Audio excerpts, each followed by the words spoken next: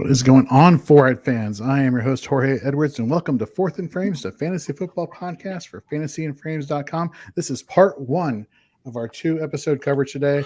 We're talking offense right now. Then at 9 p.m. Eastern, 8 p.m. Central, we'll be delving into some IDP with Mike Wollert from 4for4 Fantasy Football. But for right now, we got Brian Ford here from Fantasy and Frames talking some offense with Nate Markham and myself. Let's start with Nate. Nate, how are you doing, buddy? Great. Gonna get 2 hours of talking football on a Wednesday night, and I can't think of anything better that I'd rather be doing. Well, there we go. Brian, how are you, bud? Really good. Yeah. It's the midweek, so I'm kind of, getting a little tired, but weekend's almost here. Yeah, no, we for some of us here in the nation's capital, the looming government shutdown is in the back of our heads, and it's one of those things where it's like you get the emails like, oh, well, if the government shuts down, you may be furloughed for X amount of time, and a lot of people are thinking, oh my God, how am I gonna do X, Y, and Z? And I think to myself, well, yes, that lack of money, it would be problematic, but then that gives you more time to cover fantasy football. So I mean, there are pros and cons in everything you do. So that's where my mind is at outside of the world of fantasy football. But speaking of real football, let's get into some news this week just to get you up to date on some of the big stuff. Flash, Josh Gordon's back. Nope. See what I did there? Because his name is Flash on Twitter. That's his nickname, Flash. Nate, you're the Chiefs guy. He's with here's the thing. Okay, when the report came that he was going to apply for reinstatement last week, there's Carrie, our promotional content brand manager. How you doing, Carrie? Hey, Carrie. They said hi. She says hello. She says, "Do not pick up Josh Gordon. It's pointless." I'm just saying right now. She's telling me that, and I trust her. She knows what she's talking about. It's been about as long as I've been with Fantasy and Frames, plus another year since he was fantasy relevant. Yeah, so it's. Yeah. I mean, I'm sorry. I love. Don't get me wrong. With Casey. Yes, the fact that he is. He's exciting. It's fun. You watch the videos. We look back and we see the potential, but it's the juice isn't worth the squeeze. Hey, I go back and every once in a while watch the 2013 footage, and then I remember that it's 2021. And yeah, I'm with you. The last year he was relevant was the year that he almost made it through a full season with the Patriots and won a Super Bowl, even though they gave him a Super Bowl ring. That notwithstanding, yeah, even though he's with the Chiefs, I don't care. Ryan, are you? Nope. 33 years old. Hasn't played, relevant. Hasn't been relevant to fantasy in a while. I've seen some people blow some fab on him already. I'm not on board.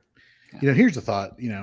Chiefs offensive coordinator Eric Bieniemy, pass the ball more to Clyde Edwards-Helaire. How about that?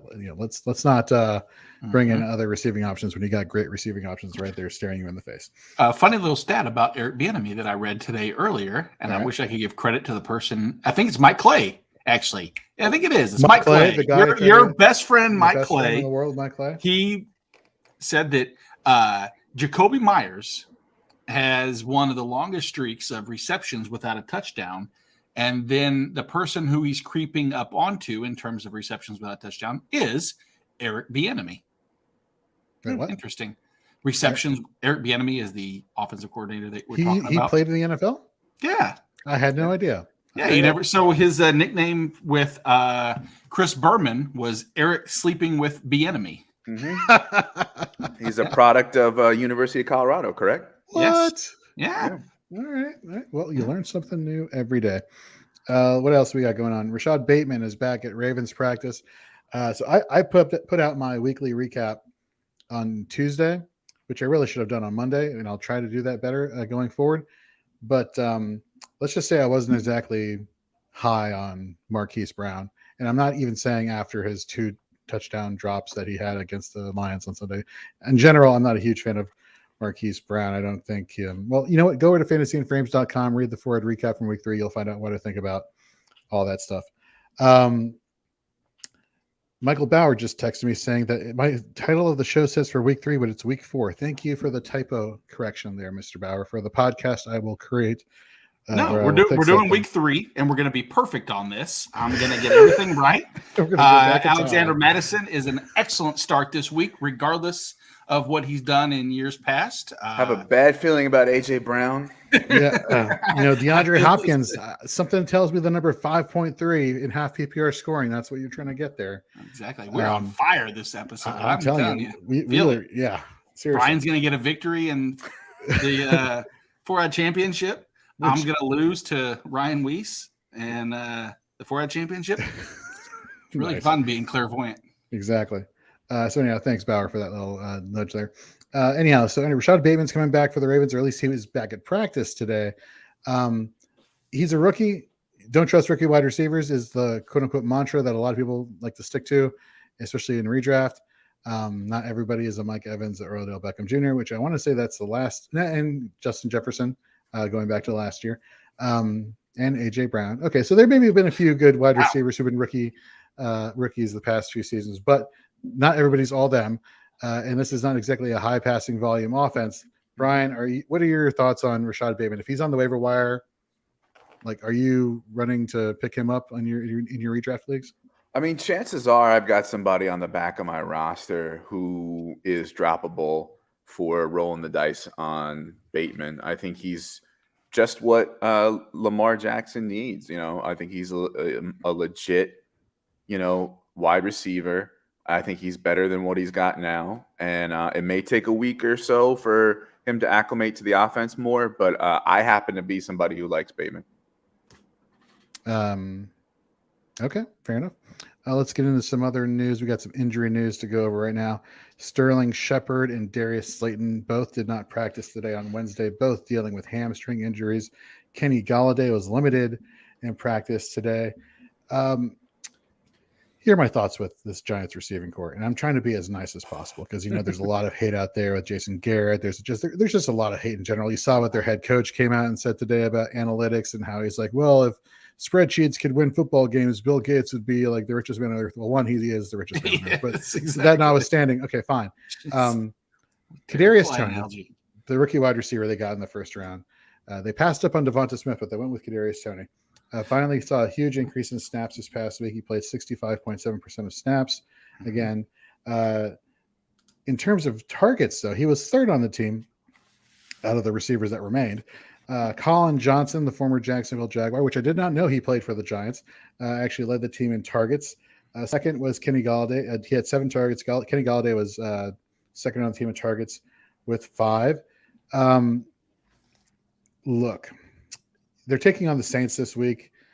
Chances are Golladay, if Shepard and Slayton are going to play, it's going to be the Golladay show, and I think the Colin Johnson show, more so on the latter. Because you look at Kenny Golladay, he'll probably be lined up against Marshawn Lattimore. Lattimore, when targeted by a quarterback, is only allowing a 31.5 NFL passer rating and is only allowing a reception percentage of 42.9. Yikes. And this is going up against Mr. I'm always hurt Golladay this week against for me, if I'm playing a DFS play, I'm actually going to go find out what Colin Johnson is being asked for in terms of price on FanDuel and DraftKings.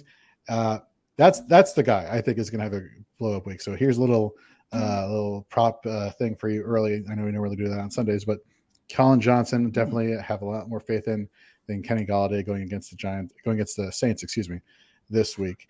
Who else we got? What else? Does anybody else have any more injury stuff to talk about? I want to pivot off of that and say that I think the person who received the biggest spike would be Saquon Barkley.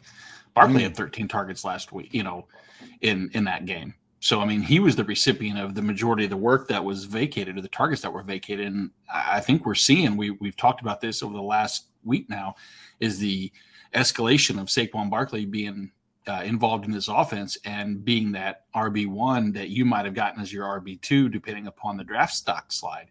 And so I'm comfortable with Barkley continuing to see a heavier workload. Granted, it's not the best matchup. We know New Orleans is a little challenging to opposing running backs, but I think the target volume could be there. We might see another double-digit target, maybe, I don't want to say double-digit receptions, but he had 9 for 56 last week. So I'm much happier with the Saquon Barkley train moving forward. All right. Nate, what about in Tennessee? What are your thoughts? What's going on with these wide receivers for the Titans? They're both banged up, man. Dude, it's bad. So the concerning part with AJ Brown is that he was immediately in street close. There was no look, he's going to stay on the sideline, ride the bike, keep your helmet off, pretend, play the game of charades. He went straight to street close, and that tells me it's probably a couple week long injury. Julio Jones didn't practice. I'm not 100% sure what to take of that. That's still a little pessimistic at best. I will say the person who came in immediately, obviously we've talked about Chester Rogers in the past as being that wide receiver 3. I'm not too overly inclined with any of the Tennessee receivers there, but who came in and filled in the most was Nick Westbrook Akini. And he has an opportunity maybe to see an increased workload this week. Mm-hmm. I don't know if he's someone that I would I will say I had picked him up in a few spots where I was pretty thin at wide receiver just because I think he'll play the majority of the snaps. Not the best matchup necessarily. He's no one knows what to expect out of him. But 7 targets and 6 catches off as a result and a touchdown. You could do worse. Yeah, I could have swore was it Josh Reynolds, the former Ram who's now with the Titans? I could have swore he was going to be the next person up in line, but no, that's interesting. Yeah, I guess we could wait for either our IDP show. I think there's a Titans relevant defensive player to talk about there, or a Titans situation. But yeah, we'll get to that a little bit later. Brian, Los Angeles, Darrell Henderson, he missed last week. Sony Michel came in and replaced. Let me tell you, Michelle's looked good. Like, he hasn't done anything like that's wowed you. But did you all see, by the way, the blitz pickup he had on that one? Oh yeah. Oh my God, he caught that guy mid-air and leveled him to sent him to the North Pole with that hit. It was amazing. So Darrell Henderson, Sean McVay came out on Monday, said that he hopes that Henderson plays. I hope my starting running back plays for my football team every week. But I don't know if that's going to be the case. What have you heard on Darrell Henderson so far, Brian? So he participated in a walkthrough practice today. McVay remains optimistic that he'll play on Sunday. But the buzz is that with the quick turnaround and a Thursday night game in the following week, that it's going to be a load management situation, and that he and Michelle will be splitting the workload. So, good matchup against Arizona this week. I might run him out there if I needed to, but I also might, wait and see if I had other options or see what he looks like on Friday's practice. Yeah. So there's a very good possibility that either Michelle or Henderson could be actually good viable options for you this week, considering this, even though this will be a good matchup, which sucks because I spent a lot of fab on Sonny Michel, which whatever. That notwithstanding, let's see here. Let's see. Dalvin Cook limited today, ankle injury. Obviously, for those who went out and got Alexander Madison, assuming that he was available on your waiver wire, like this guy, benefited from his 20 plus fantasy points and half PPR scoring. Yeah, I mean, it's one of those things where he limited today on Wednesday. We didn't find out he was out, I want to say, until Sunday morning. And even then they said there's probability that he's not playing. This is 11 a.m. on Sunday morning. He might not play still. They didn't even declare him out at that point yet. So I'm assuming we're going to get the same turnaround if he's going to be still limited in practice going forward. Needless to say, though, Nate, you and I were talking on the pregame show on Sunday that we were at first concerned with Madison's potential production in relief of Cook, because we had thought in the back of our minds, he hasn't really returned dividends on being this awesome handcuff that he's supposed to be. Turns out he had been in the past, specifically against Seattle, and again against Seattle this year. He did really well. So obviously you're holding on to Alexander Madison. Do not trade him away. Use him as the handcuff that he's supposed to be, or the other person's handcuff as he's supposed to be. If Cook cannot go, Deontay Johnson hurt his knee against the Las Vegas Raiders. I think it was the very last play of the game he hurt his knee. He obviously missed last week. He's limited in practice again today on Wednesday. He's trending towards playing. That's kind of the word on the street here. Mm-hmm. If he does play, he plays predominantly. He's actually been playing a lot of his snaps in the slot, even though Juju is normally the slot receiver in terms of slot snaps. If he does line up in the slot, okay, let's say they don't want to run him out there and have him go full go, and they want to like ease him back into it, and they want to make it like short, intermediate passes. Let's get you warmed up. Let's get you acclimated to being back on the field again against turning your. He's going up against Chandon Sullivan of the Green Bay Packers, their slot wide receiver. Horrible, one of the worst graded cornerbacks on that team. He's if they end up putting Deontay in that slot role, I think he could feast against the Green Bay Packers this week. If not, I don't think he's going to get the Jair Alexander treatment. Let me put it this way. I'd be very surprised if they just say, Deontay Johnson, go out there and do your thing like you had been the previous week and last year. So this is very matchup based. But if he does end up playing in the slot, he could feast very well against the Packers this week. And then, of course, we just found out that T. Higgins is out for Thursday Night Football against the Jaguars. Mm-hmm. I forget who I saw post this on Twitter, but they were like, well, Tyler Boyd, John Hellkamp, there we go. He said Tyler Boyd did start his career with the Bengals. So this Thursday, Bengals and Jaguars, dun, dun, dun, revenge game. All right. Is this going to be a Tyler Boyd? Excuse me, Marvin. I'm talking about Marvin Jones. Marvin Jones revenge game for the Jaguars. Is it going to be a revenge game for Marvin Jones? Conversely, is Tyler Boyd going to have another great game this week? I like the chances of Marvin Jones having a week. As far as here's the thing. Let me start from scratch. Trevor Lawrence has been in these negative game scripts has been throwing deep at a high percentage, top 5 in the NFL, if I'm not mistaken, and not having, which we'll get to in the second show, Jesse Bates now has been ruled out of this game. One of the best parts of this tandem of safeties, probably the best safety tandem in the NFL, if you ask me, in my opinion.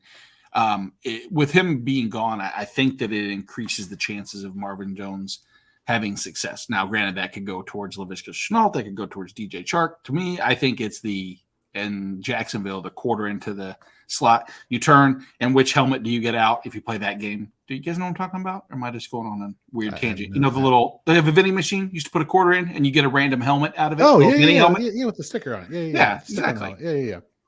So that's what I think of. I don't trust any of the Jacksonville wide receivers as much as I can put a quarter into a machine and turn the slot. I do trust Marvin Jones more than the others, but I think that the revenge game narrative has nothing to do with my expectation of Marvin Jones right. Jr. I think that was more like sarcasm on Jones tongue in cheek, exactly. Yeah.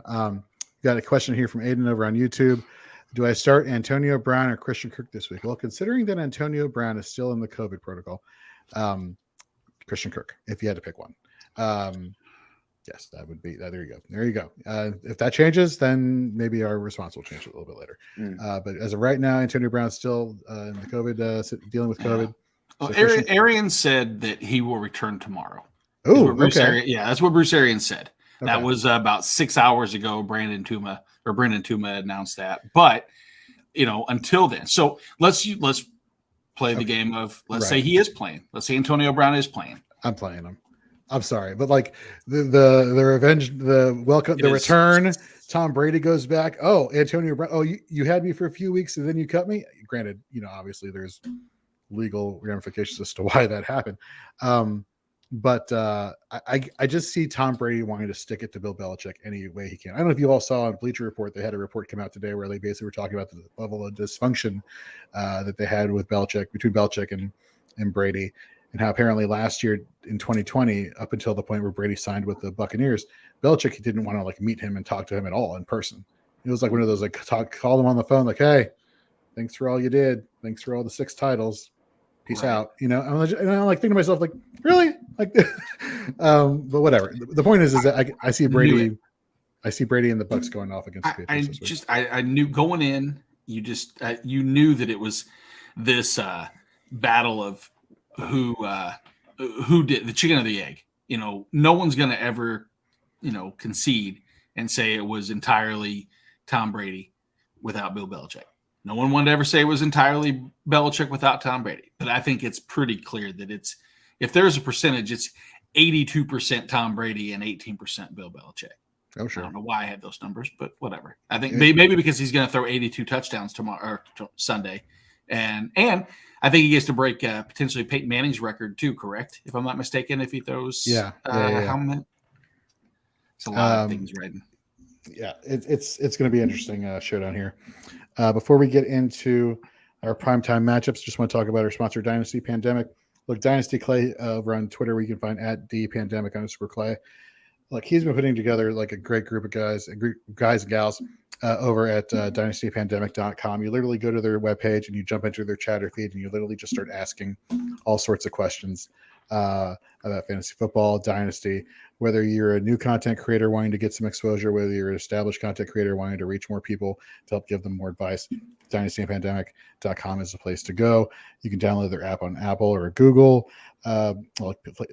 Brands like Dynasty Trades HQ, Dynasty Chill, Dynasty Warzone, Debbie Marketplace, Dynasty Happy Hour, us, Fantasy and Frames. We're all over there. Really fostering a great community over at dynastypandemic.com. And I think that's something that we need more of, in my opinion. So go over there, follow them at Dynasty Pandemic, follow Clay at @dpandemic_Clay. Just get to know these guys. If you're brand new in the fantasy content creating business, this is the place you want to go to kind of help spread your name and what you're about. And what they're doing is really great. And what they're about is really great. And these are the type of people you want to be associated with, not the negative ones, not the ones who are just going there for getting all the hype and the publicity that are out there in social media land. You want the people who are there to build good communities, and that's what Clay is over there doing at dynastypandemic.com. So head over there today. All right, let's get into our prime matchups of the week. I'll start us off at quarterback. I'm going to go full homer here. Tyler Heineke, averaging on the season 17.8 fantasy points per game, facing the Atlanta Falcons this week. The Atlanta Falcons are allowing a 70.8% completion percentage to opposing cornerbacks. That's sixth worst. It's bad. It's pretty bad. They're allowing the third highest NFL passer rating to quarterbacks. They have the fourth worst graded pass rush according to PFF. They can't rush the passer.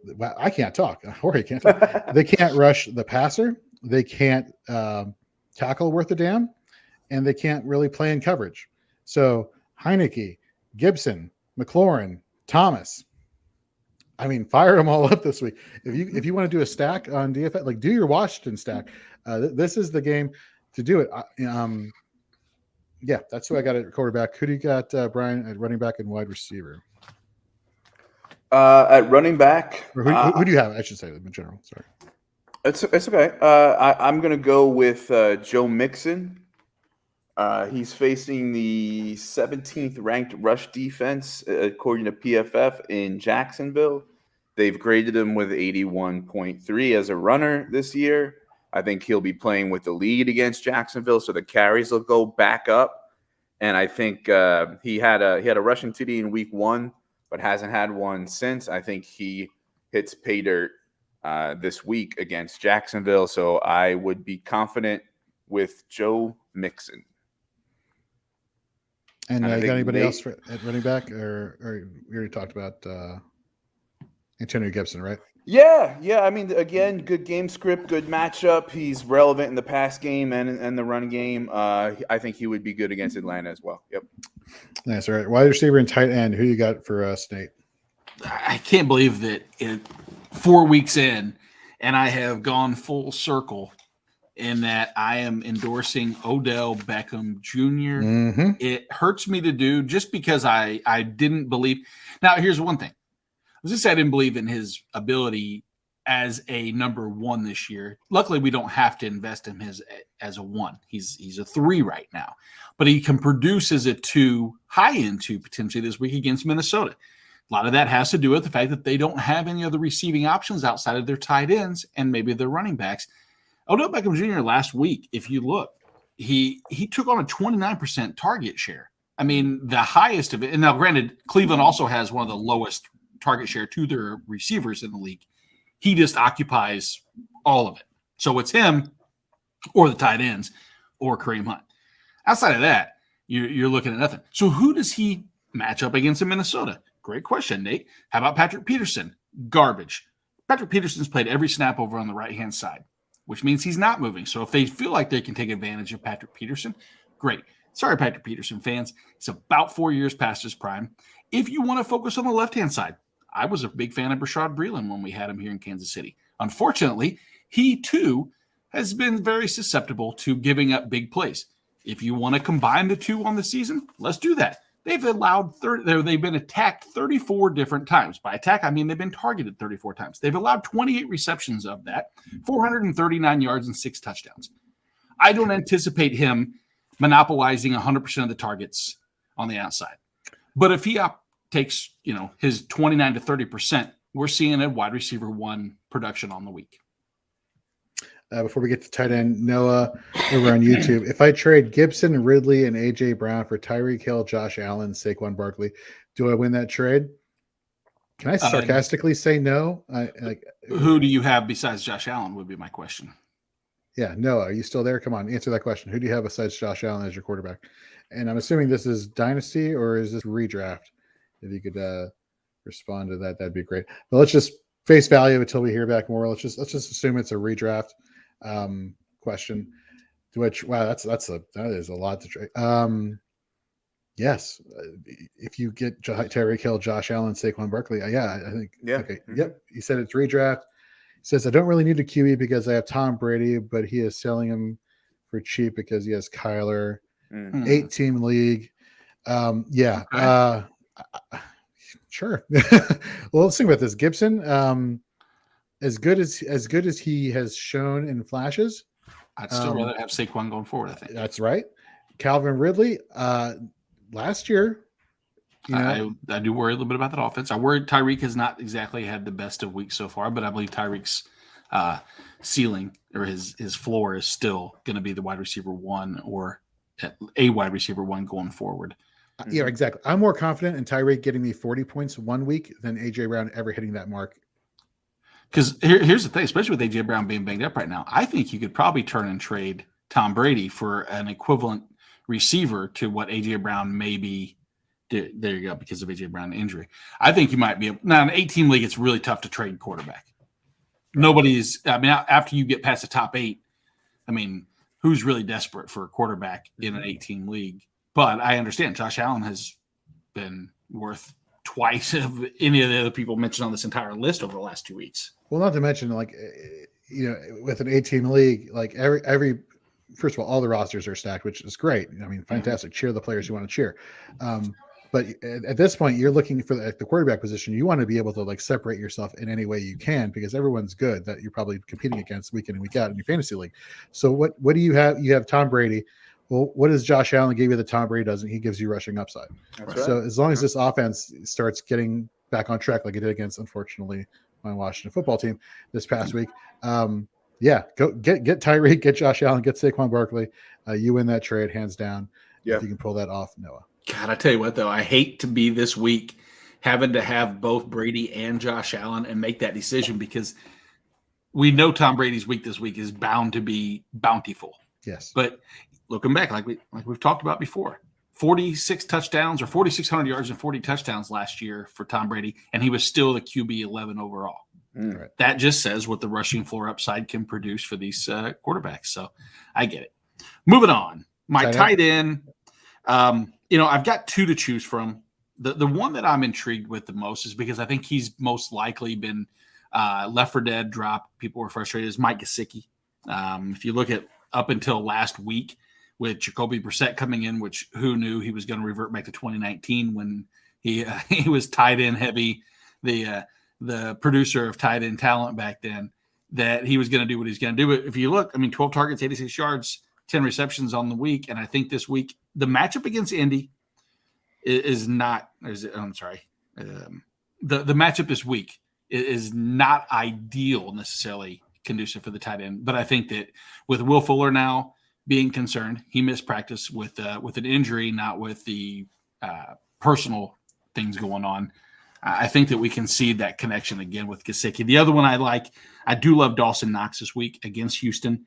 Houston has gotten, pillaged by tight ends. I mean, go back to week 1. James O'Shaughnessy had 12. He had a big week. 12 targets to Cleveland. So Dawson Knox or Mike Gessicki, I think both are viable options this week. Nice. All right. Well, I know I said that I would have a drop prepared for this, but payday is Friday. And so I will pay for a drop online on Friday for this segment, for our feature segment here every week on Fourth and Frames, both on the offense show and defensive show. It's flex off time. Flex off. That is exactly the drop to buy for this segment going on. And you don't have 45 cents to get that? More importantly, I find it for free online through some nefarious ways of downloading stuff. Yeah, I have no problem. Look, I'm keeping the door open if there is a potential to buy some like quality stuff there, like our intro music, whatever. Anyhow, aka Jorge slacking again. Let's get into our flex off matchups. We're talking, of course, about flex options that you want to consider starting in your lineup this week. So it'll be between two of us. Whoever's not competing basically is the judge and decides who wins the flex off battle. And of course, you get to play to your judge. The things they like. By the way, Brian, did I mention I like all things New York Jets whenever we're competing? Whenever I'm competing with Nate, see, I'm playing up to the judge. So anyhow, or I'm all things Kansas City Chiefs, Nate. Yay, go Chiefs. Except in a couple weeks when they take on the Washington football team and lose.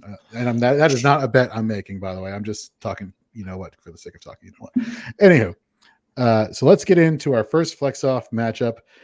Brian, why don't you take us away? Actually, no, Nate, why don't you take us away and introduce who Brian and I will be in the corners of? Oh, shoot. I didn't realize I was in hosting duties here. I was ill prepared. I didn't pay attention to what you guys are doing. I focus on me winning. I listen to what you guys are going to ramble on right now and then give a win or two. But if I'm not mistaken, I believe that the first matchup is at the running back position. What we have is the newly lead back in Carolina. Jorge, you are going to take a side of Chuba Hubbard. Yes, sir. Hopefully for only maybe 1 or 2 more weeks. I am concerned with him rushing him back CMC, but that is for a different story. And Brian, you will take the side of one Jamal Williams, the RB1B to the RB1A of DeAndre Swift in an Anthony Lynn-led offense. Brian, since you're going to win, I'm going to let you go first. Okay. So Jamal Williams, first of all, I'm a total Swifter. Jamal Williams didn't worry me going into the season. I thought Swift would get enough touches to be relevant, and it's one of the few victory laps I can take this year. But at the same time, we've looked all 3 weeks. Jamal Williams has put up some good flex point totals. Even last week when he only got about, 25 or 29 yards on the ground, he still found a touchdown on the ground. He's been relevant in both the rush game and the pass game. He's going up against the 27th ranked rush defense this week, according to PFF, and that's Chicago Bears, and the 29th overall defense this week, Chicago Bears. I look at the Dallas front seven playing much better than we've expected, and they looked particularly good against Philly last week.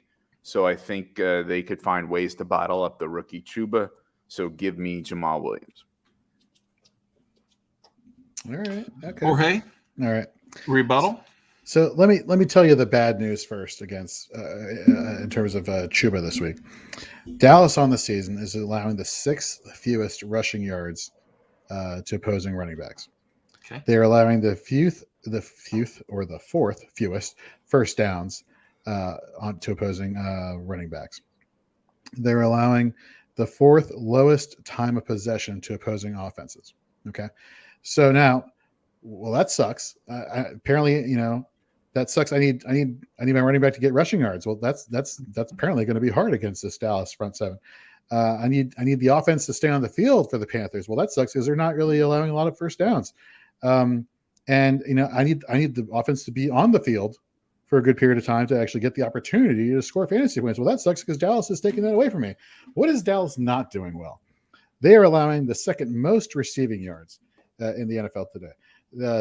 This is the Dallas Humans. They're allowing the sixth most first downs through the passing game. And they are allowing the fifth most passing touchdowns on the season. Let's look at their linebackers. Keanu Neal, Jalen Smith, Leighton Vander Esch are allowing, when targeted, a completion percentage or reception percentage of 80%. So they're great for IDP in terms of like they'll tackle. I don't know if they're so much great for real football purposes in terms of being in coverage, but they're allowing people to catch passes, whether it's running backs out of the backfield, whether it's tight ends, basically anybody near them, you throw near them, you're going to catch the ball and they're going to tackle you. Fine. That's okay. You know what that means? That means yardage. That means fantasy points. I'm happy with that.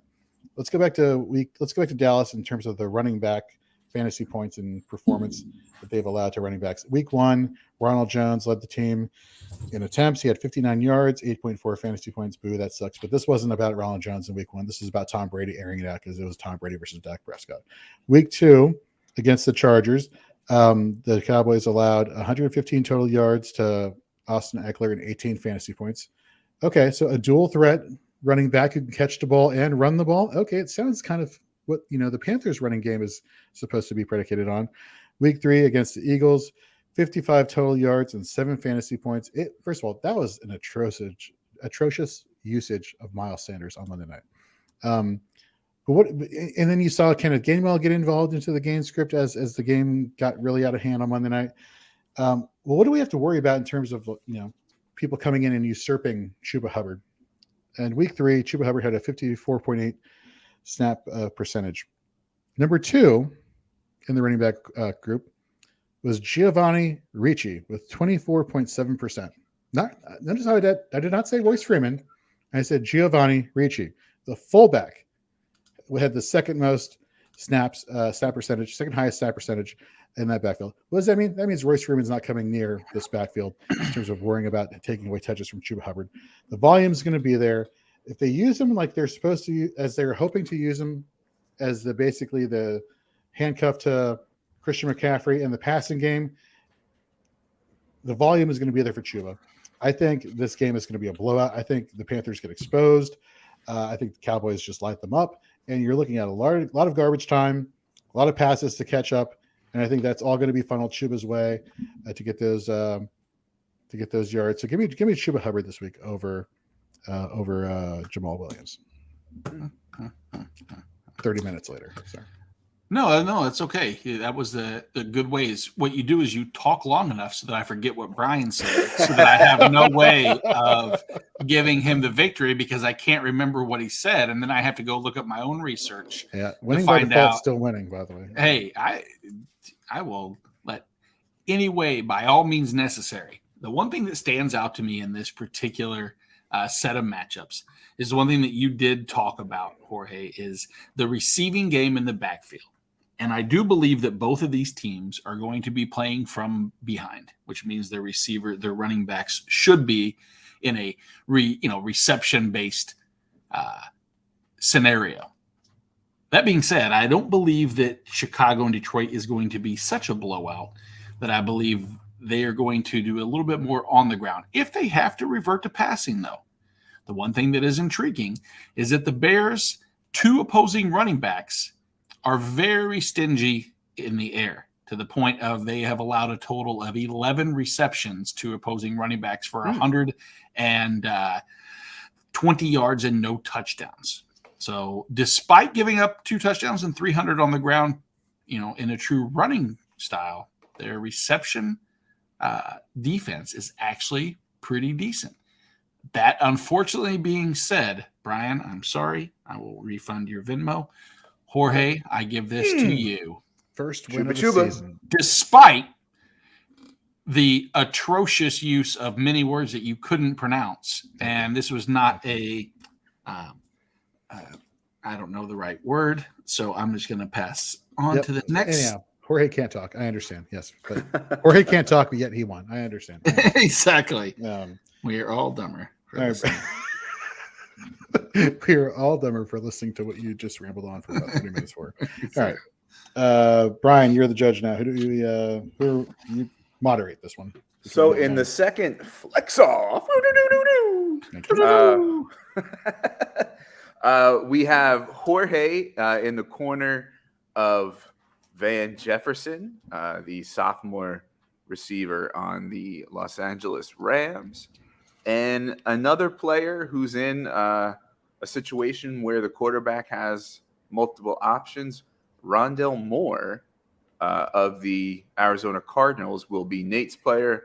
I like this because this is actually the two teams that are going up against each other, the Rams and Arizona this week. Jorge, since you went second the last time, you're going to go first this time, and I have faith that you will pronounce words correctly. I do not. Yeah, that last part, I don't know if I can deliver on. All right, let's go back. Let's go back to the Rams versus the Bucs this past week. Deshawn Jackson, he was the third wide receiver option in terms of productivity. But what did that really mean? The guy fell down. His cornerback fell down. He got open for a big 75-yard touchdown bomb. That doesn't really mean a lot. You look at targets, the number of targets that Van Jefferson had. Guess what? That's the same number of targets that Robert Woods had. He was third on the team in snap percentage. Obviously, he's the third wide receiver on the team. Robert Woods, that is an enigma. We probably should put out a poll thinking about what to do with Robert Woods. Well, talk about. See, I told you talking was going to be hard for me. Let's talk about the cornerback matchup for Van Jefferson this week. Technically, Van Jefferson is listed on our lads as the slot wide receiver. The slot cornerback Byron Murphy is actually really good in coverage. He's the second best rated cornerback in Arizona, according to Pro Football Focus. He has an ADOT when targeted of 13.1 yards. Van Jefferson's ADOT is 14.5 bets. So right around the same areas, which doesn't bode well for Van Jefferson. Seems like a tough matchup. Probably normally would not recommend Van Jefferson in this case. However, I said our lads has Van Jefferson listed as the slot wide receiver. Truth be told, the real slot wide receiver for the Los Angeles Rams is Cooper Kupp. So what does that mean? That means Van Jefferson is probably going to be playing on the outside. And by probably, I mean he will be playing on the outside because Cooper will be playing in the slot. And if that's the case, he's going to be lined up against Marco Wilson, which is the Cardinals' worst graded covered cornerback, according to Pro Football Focus. Therefore, that is the matchup you want to exploit. And I think this Rams team is going to exploit on Sunday versus Arizona Cardinals, which should be a shootout in the desert, to be honest with you, assuming that it is in the desert, not in LA. It should be a shootout regardless. So Van Jefferson, sneaky upside, definitely worth a flex spot this week. Yeah, you touched on a couple aspects and a couple areas that are intriguing to point out, and that goes back to Van Jefferson's production of why he was productive, and that was enigmatic in the fact that the defense basically fallen down and allowed him to do so. What you saw last week was that Matthew Stafford, when looking in Deshawn Jackson's direction, did everything he could ever ask out of a 34-year-old wide receiver, however old he is. I made the number up, but it doesn't matter. I'm not trying to benefit Deshawn Jackson in this situation. So in that case, we don't have to be factual. But it does lead credence to the fact that Matthew Stafford does like to lean on people that he trusts. He's a veteran wide quarterback. He likes what Deshawn Jackson did. He's going to go Cooper Kupp's way. But I'm not really worried about LA. At this point, it is irrelevant. I have to focus on the opposite side of the field and why Rondell Moore is going to be better if given the choice between Van Jefferson and Rondell Moore. If you're struggling in that situation, the reason you'll choose Rondell Moore is pretty obvious to me. Yet, despite the fact of a 39% snap share that he currently occupies, in that 39%, he occupies a 20% hog rate, meaning that he basically encapsulates 20% of all the plays come his direction when he's on the field. So 1/5 of the looks are coming his way, and by way of a 31% target rate. So he gets the looks and he still delivers on that those looks by Kyler Murray. Kyler Murray loves Rondell Moore. I think it's pretty evident that last week it was that again revenge game narrative. This time it was against Urban Meyer, because if you go back to college, Urban Meyer and the Ohio State Buckeyes were walloped by the Purdue Boilermakers 49-20 as Rondell Moore's true freshman season, where he had 12 receptions, 170 yards, and 2 touchdowns. So it was it was, I think, Urban Meyer's goal to shut down any and all Rondale Moore looks, because Urban Meyer, we've learned, is stupid, and Urban Meyer is vindictive. Stupidity and vindication obviously go a long way into shutting down a player. Here's what else we know about the Rams. Jalen Ramsey is going to shadow whomever or whoever he chooses to shut down. And in this situation, we think it should be DeAndre Hopkins. If DeAndre Hopkins plays, let's say DeAndre Hopkins does not play.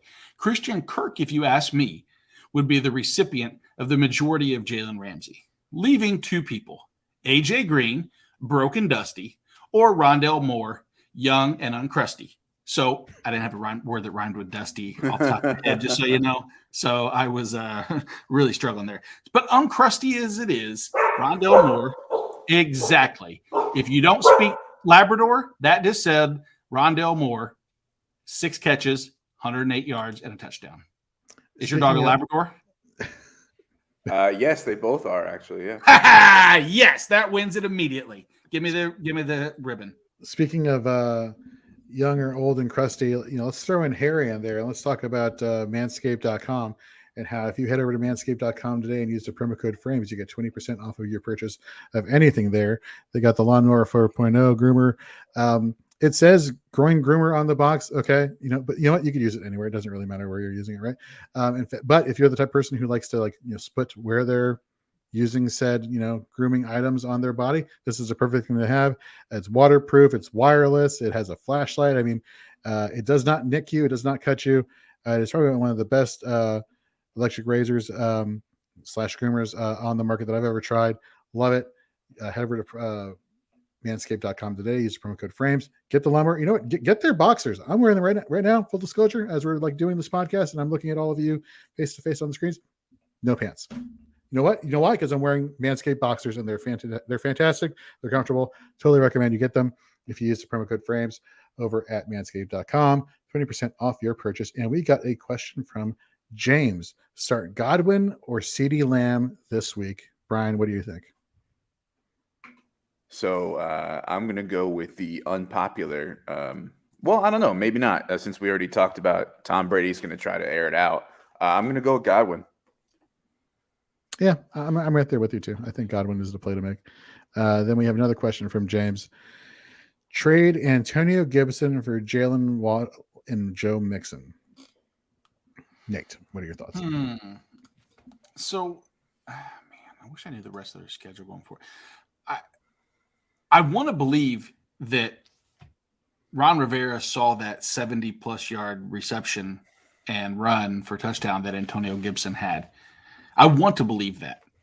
My concern is that considering after that amazing catch and run, he still didn't see any more targets necessarily, any extra targets. I worry about that. So I'm going to go with the true just volume. And I would say, yeah, I would take Mixon in that trade personally, because I don't really care for Jalen Waddle all that much. And maybe I'm in the minority with that. But yeah, I would take Mixon back in that trade. I agree. And I'm actually not too high on any of these Dolphins offensive players, to be honest with you. Head over to fantasyandframes.com and read my forehead recap of week 3, and you'll see why I'm not high on Myles Gaskin. I'm not high on anybody for the Dolphins, and I'm really bummed out about that, including Jalen Waddle. So yes, Mixon for Gibson and Godwin over CD. Now that I've given Brian enough time to forget what you just said so eloquently, Nate, Brian, who won the flex off? My debate for my his ramble Jefferson? Or my use of statistics? Yes. Yeah. Yeah, it's a tough one, and I made it that way. I think in both cases you have young receivers who are not the first or second option on the team, but have shown more that they can break out and have a good week. Van Jefferson was 4 catches for 42 yards last week. If we look at his role as expanding, it's possible that he could be the choice. I think with D-Hop nicked up, and I think they're going to want to get the ball to Moore. I think last week was kind of an aberration. So Nate wins this one. Yeah, I knew that was coming. I already got a trophy made for it. All right. Well, you know what? Let's hurry it. We're getting close to our almost limit IDP time. Yeah. Let's get to our last flex off. I'll be the judge here. Brian, you'll be in the corner of Jalen Waddle. We just started talking about Jalen Waddle. And Nate, you'll be in the corner of Henry Ruggs. Waddle going against Indy, Ruggs, and the Raiders going against the Chargers. Nate, why don't you start us off with that? You see how I did that? I actually had James write in that question that used Jalen Waddle as a throw-in piece that we all agreed isn't even enough to offset these two running back values. Now, granted, that doesn't mean Brian's not trying to battle for just the rest of the season. He's just talking this week. So let's talk about this week and what Henry Ruggs has done leading up into this week. And you're looking for a wide receiver 3 in this situation. This isn't a wide receiver 1, consistency, solid floor. We're shooting the moon. That's what we want to do. We want someone that can shoot the moon, spread the field, and that's what Henry Ruggs has done. Now, here's what Henry Ruggs has done very successfully. He has basically excelled in the fourth quarter to the tune of being the number 2 wide receiver in the NFL in fourth quarter yards with 130 of them. Who does he trail? His own teammate, Bryan Edwards, actually, coincidentally. So, fourth quarter, they have been trailing. They have been in some situations. They're still 3-0. They knew that come back. We've seen. He is primed in this matchup against the Chargers on Monday night to be in a negative game script, if you ask me. I think the Chargers are difficult against the pass. Let's look back. They have held pretty much everybody they faced to limited success. The good news is that with limited success means a fourth quarter where Henry Ruggs is going to have to come in and be successful. This fourth quarter has led to him being 14th in the league with 237 yards. He has 11 receptions at a 21.6 yards per reception average for 237 and a touchdown. Sure, the Chargers haven't allowed a 100-yard receiver yet on the season, but they are allowing 70% completion percentage. So I think Henry Ruggs is going to be able to sit, they're going to nickel and dime him short, and he's going to beat them long for that deep touchdown in this game that's going to give him over-the-top success against something that I don't believe Jalen Waddle has the potential to do, is receive a deep pass by Jacoby Brissett. It comes down to quarterback. Derek Carr, the number 5 quarterback in the NFL at average distance per target, or Jacoby Brissett. Need I say more? Yeah, Brian, what were you actually thinking when you actually decided to assign yourself Jalen Waddle? Like, why did you not give that to Nate? Like, I'm curious. We're setting the stage for you to give us the most awesome comeback of all time. Tell us, Brian, why Jalen Waddle versus Indy this week? Okay. So his targets and receptions have gone up each week. In a competitive game against a pretty good defense, Brissett looked his way often, 13 targets, 12 receptions, only 58 yards, but 12 receptions. The Indianapolis is the 22nd rated defense in PFF, the 31st rated in pass coverage. They let someone by the name of Nick Westbrook Akini go for 53 yards and a touchdown last week. When we look at the pass game for the Raiders, it's a Waller and Renfro show. Ruggs is definitely not a go-to guy. He's big play, deep ball dependent. The Chargers were good against the KC wide receivers. They let Kelsey feast. Waller will feast. Ruggs will not. Jalen Waddle. Man. So, and I say this not because you declared Nate the winner last matchup. This has nothing to do with this whatsoever. But I mean, maybe he's like Urban Meyer. This is a Jorge revenge game. Yeah, very vindictive.